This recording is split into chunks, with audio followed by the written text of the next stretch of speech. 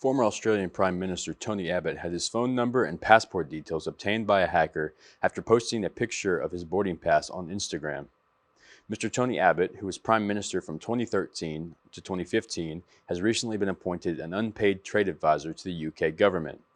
Mr. Abbott posted an image of his boarding pass for a flight from Sydney to Tokyo on March 21st on his Instagram account, thanking the crew. Hacker Alex Hope said he uncovered Mr. Abbott's details from his Qantas boarding pass in just 45 minutes. He then spent months attempting to contact Mr. Abbott to alert him of the security breach. Mr. Hope said he received a message from a friend daring him to hack the former prime minister, as they had just had a conversation discussing the dangers of posting your boarding pass online. The hacker explained in a blog post published on September 16th that he was able to find Mr. Abbott's information because his booking reference was printed on the boarding pass. He was then able to log into Mr. Abbott's booking and search through HTML code to find his passport number and phone number. A spokesperson for Mr. Abbott told SBS News Mr. Hope brought this issue to the attention of the relevant bodies earlier this year, and it has since been resolved.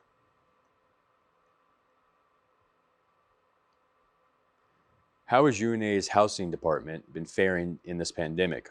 UNA resident advisor Kyle Hall inquired of the process the university has made in regards to housing on campus and the ever-present danger of COVID-19. Hall asked how housing manages to run at full capacity since coming back to campus this fall. His co-workers, RAs Mason Stitt, Gray Overton, and Gwen Adams, told Hall that housing has been laying out strict guidelines on how to socially distance, as well as instructing students to wear a mask at all times, and a very good job at that. The University of North Alabama is set to receive new upgraded facilities for the Anderson College of Nursing and Health Professions students and faculty. Vicki Pierce, Dean and Associate Professor of Nursing, said some new features are more classrooms, office space, new student study rooms, and larger simulation labs with state-of-the-art equipment. The new building has been named the Laura M. Harrison Hall, with a total cost around $22.5 million, about $7 million over budget. After the discrepancy, the university sent the design back to the architect to try to eliminate costs on the building. The Anderson College of Nursing and Health Professions, which was originally set to move into the building back in fall of 2018, but budget issues and the COVID-19 crisis has created some major delays for Harrison Hall. Although construction appears to be near completion, there has been no official word on when students can expect the new building to be open.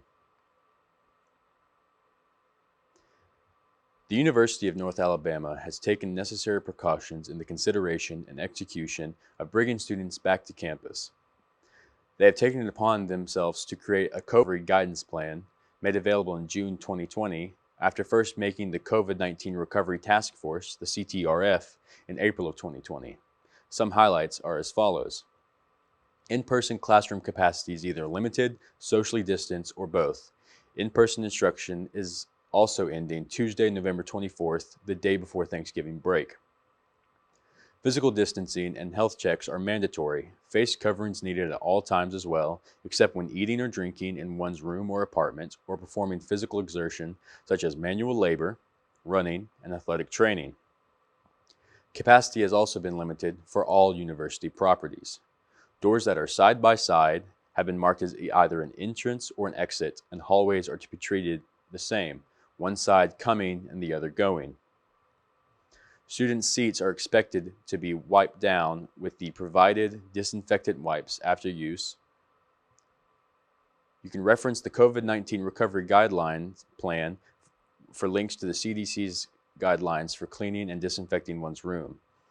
As stated, precautions are being put forth to keep UNA students safe and healthy, and the recovery plan has been revised as recently as August 26th. For further information, the plan is available at una.edu. To access it, click the underline here in the gold banner at the top of the homepage, then click on the photo of the pamphlet on the right side of the page it pulls up. As many of you know, with everything going on lately about COVID-19, college has been affected. many things have changed since the pandemic started, from not knowing if there will be a season to how eligible schools will be affected. Throughout the last couple of months, players and coaches would have to adapt to big changes in the game by having to get tested bi-weekly until things get better. If a player tests positive after their quarantine, they would have to go see a cardiologist before they would be able to continue playing again to make sure there isn't any underlying heart condition from COVID-19.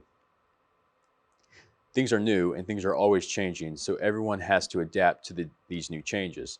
There have also been some schools to decide not to play, and the school, University of North Alabama, had their season shortened to 4 to 5 games in the fall, and the rest of the season moved to the spring, with players getting the chance to come back while using no eligibility this season.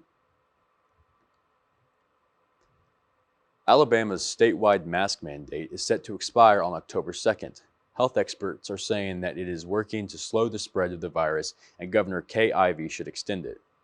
Dr. Deborah Birx, the coordinator for the White House's coronavirus task force, called Governor Kay Ivey to extend Alabama's face mask ordinance. Birx voiced her opinion while addressing reports Thursday following a tour of Auburn University. Birx met with the Governor Kay Ivey earlier in the day. She was complimentary of the governor's efforts to combat the pandemic, and data from the Alabama Department of Public Health shows the average number of new cases and statewide hospitalizations have decreased since reaching record highs in late July and early August. As most of you know, SEC football has officially begun as of Saturday, on a day when college football saw upsets for number 3 Oklahoma and number 6 LSU. Alabama football pulled out a win against Missouri. Redshirt junior safety Daniel Wright made a high 11th career start. If it's possible, Moses, with 2 tackles for loss, is looking faster and more determined following his knee injury over a year ago.